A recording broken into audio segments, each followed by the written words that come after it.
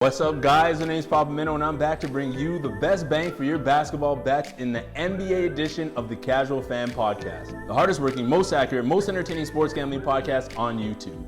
This is your weekend look at the NBA, where I'll give you guys my bets for Saturday and Sunday that are surefire bets to win you guys some easy money. But before we start, be sure to like and subscribe to the Casual Fan Podcast. And if you want to thank or berate me about my personal picks, you can find me at Papa Minnow on Twitter or at pops.culture on Instagram. With that said, let's get into my first picks for Saturday. On Saturday, we got the Pelicans at the Timberwolves. Despite being out of the playoff picture for months now, the Timberwolves are playing as if their lives depend on making the playoffs. They've been on a tear recently, winning 5 of their last 6 games, with 2 of those wins going against the number 2 seed in the West, the Utah Jazz, and a big win against the Warriors, who were led by MVP candidate Stephen Curry. Karl-Anthony Towns has been back to form, posting 25 points and 10.6 rebounds in those last 6 games. And the Wolves have gotten key contributions from expected Rookie of the Year Anthony Edwards, and they've gotten contributions from their bench now that D'Angelo Russell is coming off the bench and helping them out there. The Pelicans still have a chance to make it into the play-in game,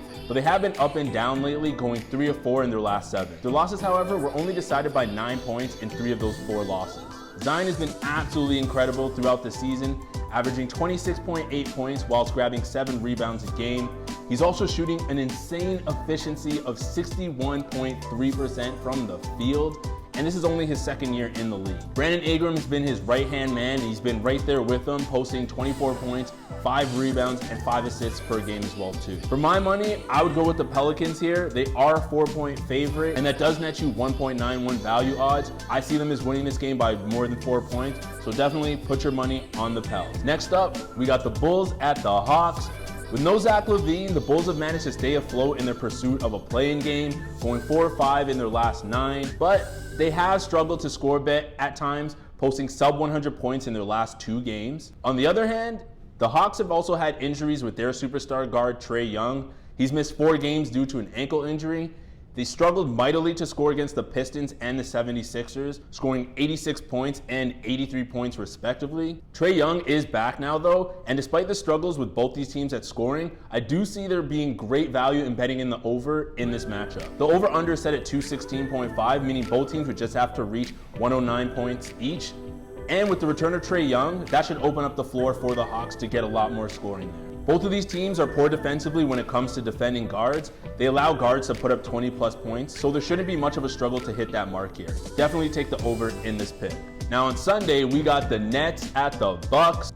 The Nets still hold the number 1 spot in the East, despite only having played 7 games with the healthy big 3 of James Harden, Kevin Durant, and Kyrie Irving. I'm still not 100% sold on them as a guaranteed championship team, simply because they haven't had their big 3 together much, and chemistry does matter, especially going into the playoffs when games start to get really, really tight. But with that much talent, I mean, it seems as if these guys have not missed a beat despite the injuries. The Nets are coming off of a loss on Friday to the Portland Trail Blazers, a game that didn't feature Kevin Durant, who's been cautioned to play on back-to-back games. That just left Kyrie Irving to lead the squad, and he put up a respectable 28 points, 2 rebounds, and 3 assists in the loss.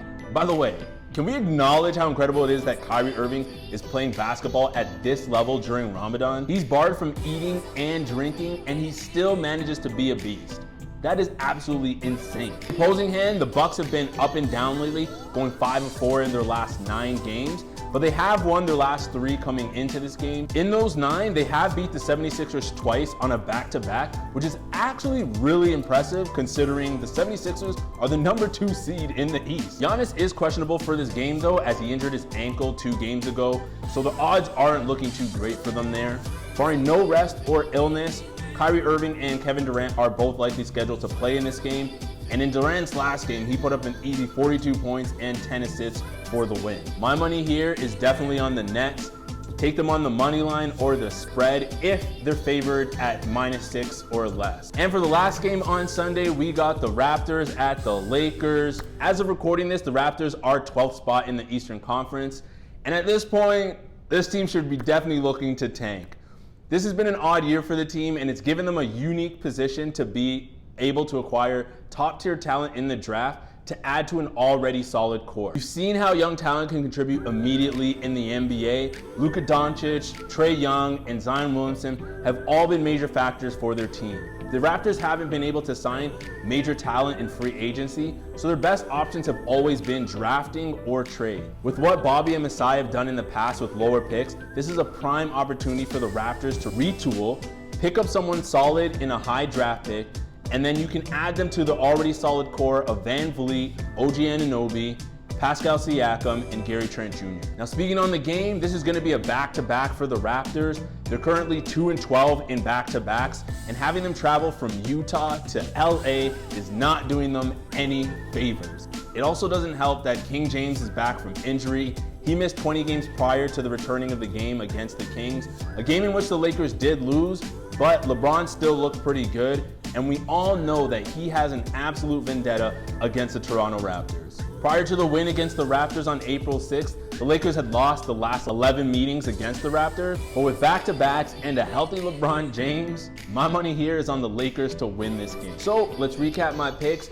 On Saturday, I got the Pelicans at 4-point favorites over the Wolves, and the over in the Bulls versus Hawks game. I definitely see them scoring more than 216.5 points combined. On Sunday, I got the Nets over the Bucks on the money line. You could also take the spread if the Nets are -6 favorites or less. And with the return of King James, I got the Lakers over the lowly Raps, who are coming off of a back-to-back, and their record is atrocious in back-to-backs. So that'll do it. Thank you to everyone who watched, liked, and subscribed to the Casual Fan Podcast. Be sure to follow us on all social medias. Once again, you can find me at Popstockculture on Instagram or at Papa Minnow on Twitter. Happy betting, and I'll see you guys in the next one.